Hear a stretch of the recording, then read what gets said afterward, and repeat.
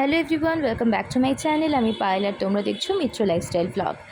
আজকে সানডে, আজকে ইভিনিংয়ে আমি, আমার হাজব্যান্ড, আমার মা তিনজনে মিলে বেরিয়ে পড়েছিলাম একটুখানি ঘুরতে।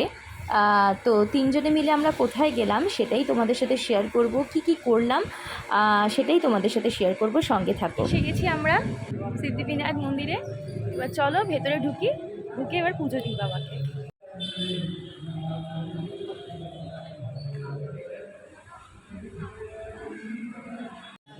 মা এখান থেকে ডালা সাজিয়ে নিচ্ছে বাপ্পাকে পুজো দেওয়ার জন্য, কারণ মায়ের এটা সত্যি কথা বলতে একটা মানত ছিল বাপ্পার কাছে আমার বিয়ের আগেই।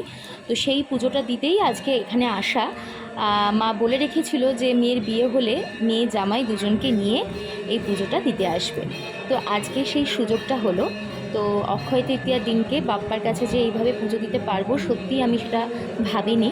কারণ ঠাকুর না টানলে তো তার কাছে যাওয়া যায় না। অনেক দিন ধরেই ভাবছিলাম আমরা যাব কিন্তু হয়ে উঠছিল না। ফাইনালি আজকের দিনটাতেই আমরা বাপ্পার কাছে আসতে পেরেছি পুজো দেওয়ার জন্য। আর সত্যি কথা বলতে কি জানো তো, এই মানে সিদ্ধিবিনায়ক মন্দিরটাতে আসতে আমার ভীষণ ভালো লাগে আর খুব টানে বাপ্পা, মানে আসার জন্য আমি খুব উদ্বিগ্ন হয়ে থাকি আর কি। তো বিয়ের আগে তো মায়ের সাথে এসেছি অনেকবারই, আর আজকে বরের সাথে মায়ের সাথে আসার একটা আলাদাই অনুভূতি। এখানে দেখো ফুলের সমস্ত সাজ করানোর জন্য সমস্ত কিছু প্রস্তুতি চলছে। যেহেতু অক্ষয় তৃতীয়ার একটা তিথি পড়ে গেছে অলরেডি, রোববার থেকেই সোমবার দিনকে খুব ভালো করে আরও সাজানো হবে, তাই জন্য ফুলের এই সাজগুলো প্রিপেয়ার করা হচ্ছে। আর প্রতিবার আমরা এর আগের ব্লগে, তোমরা এই সিদ্ধিবিনায়ক মন্দিরের ব্লগ আমার চ্যানেলে আগেও অনেক আছে, তোমরা দেখবে আমরা ঠিক এই আরতির টাইমটাতেই প্রতিবার এসে পৌঁছাই। আর এই আরতিটার একটা অদ্ভুত সুন্দর মাহাত্ম্য আছে, যেটা তোমরা এখানে এলেই বুঝতে পারবে। আমি এর আগের ব্লগগুলোতে যে সিদ্ধিবিনায়ক মন্দিরের যে ব্লগ আমার চ্যানেলে অলরেডি আপলোডেড আছে, সেখানে আমি বলেছিলাম যে কোথায় কি এই মন্দিরটা অবস্থিত কলকাতার। তো তোমরা সেই ব্লগগুলো চেক করে নিতে পারো। এখন আমাদের আরতি কমপ্লিট হয়ে গেছে বাবার। তো এবার আমরা পুজো দিতে যাচ্ছি লাইন দিয়ে। তো আমরা নাম গোত্র ধরে, যেহেতু আমাদের নতুন বিয়ে হয়েছে এবং এটা আমাদের একটা মানদের পুজো ছিল মায়ের, স্পেশালি পুজোটা অ্যাকচুয়ালি মাই দিচ্ছে আজকে। তো যাই হোক, এবার আমরা বাপ্পাকে সামনে থেকে দর্শন করব এবং দর্শন করে বাপ্পাকে পুজো দেব। এবং আজকে একটা সত্যি কথা বলতে একটা মিরাকেল ঘটেছে, এবং জানি না এটা কতজন তোমরা বিশ্বাস করবে, কিন্তু যারা মানে আমার হাজব্যান্ড এবং আমার মা তো সত্যিই দেখে অবাক হয়ে গেছে বিষয়টা। যখন আমরা বাপ্পাকে পুজো দিচ্ছিলাম, আমি মানে আমার মা বলে দিল যে তুমি হাতে করে দাও, তোমরা দুজনে মিলে হাতে করে এই ডালাটা আর কি পুরোহিতের কাছে দাও, বাপ্পার চরণে যাতে মানে দেওয়া হয়। যখন ওনাকে দিলাম, আমি না সত্যি কথা বলতে মনে মনে ভাবছিলাম যে ওনারা আমাদের হাতে প্রত্যেকবারই ফল দেয় একটা করে। আজকেও তার ব্যতিক্রম না, আমার হাতে একটা মুসাম্বি লেবু দিয়েছেন, আর আমার হাজব্যান্ডের হাতেও ঠিক সেম একটা মুসাম্বি লেবুই দিয়েছে। কিন্তু আমি মনে মনে সত্যিই চাইছিলাম যে একটা নারকোল যদি পেতাম বাপ্পার পায়ের চরণের ফল হিসাবে, খুব ভালো হতো।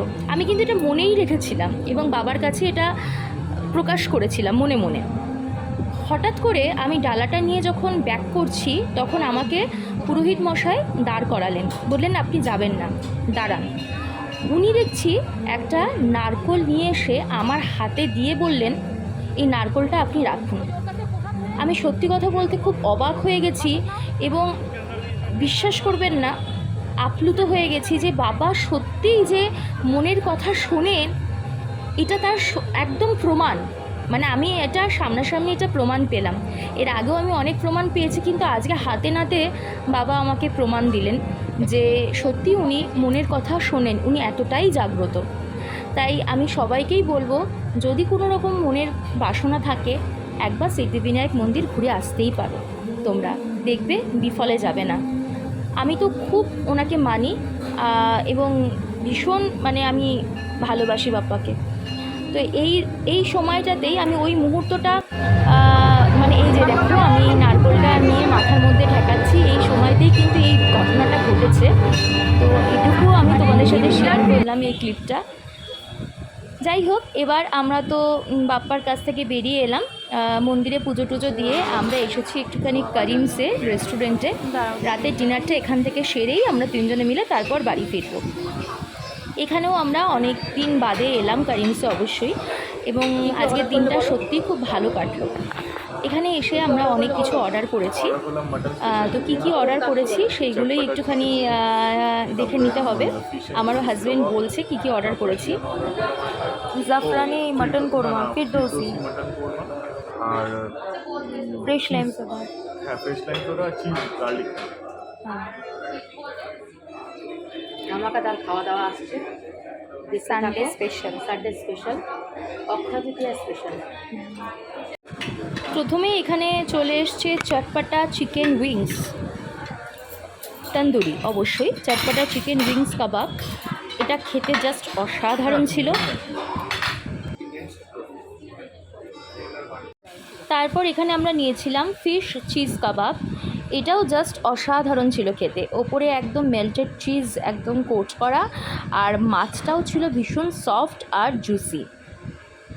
এরপরে আমরা নিয়েছিলাম অবশ্যই কলকাতা স্পেশাল মাটন বিরিয়ানি, আর ছিল ফিরদৌসি মাটন কোরমা।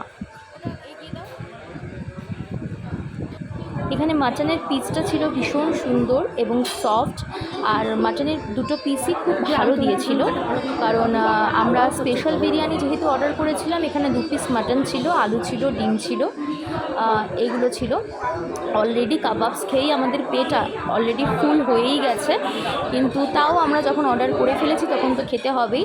বাট সব আমরা খেতে সত্যি কথা বলতে পারিনি, অর্ধেকটা আমাদের পার্সেল করে নিয়ে আসতেই হয়েছে।